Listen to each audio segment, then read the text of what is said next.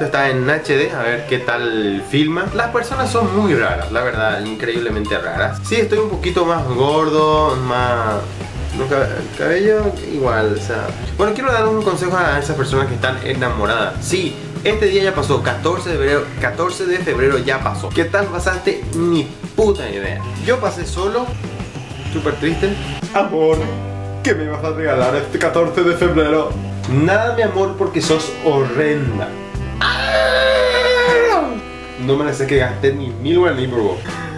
Me interesa un carajo porque ya te había cambiado uno por otro que tenía más plata que vos, puto. Bueno, así de sencillo es. La gente te cambia. La chica principalmente cambia por otro que tiene un auto más lindo.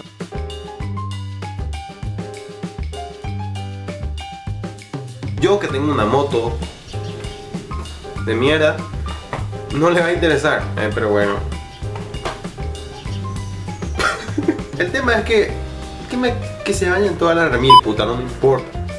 Mierda. El 14 de febrero para mí es un día solamente para vender cosas, para comprar.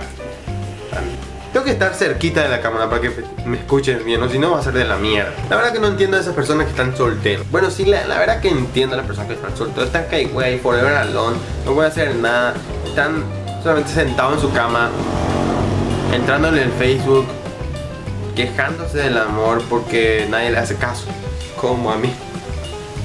Tristeza total. Mierda. La vida tiene unas cuantas cosas para vos que estás mirando este video. Sí, tiene reservada para vos algo, seguramente, por ahí. Ese que estaba guardado nunca se te va a mostrar. Puto. Para triunfar en el amor, tiene que ser lindo, tipo así.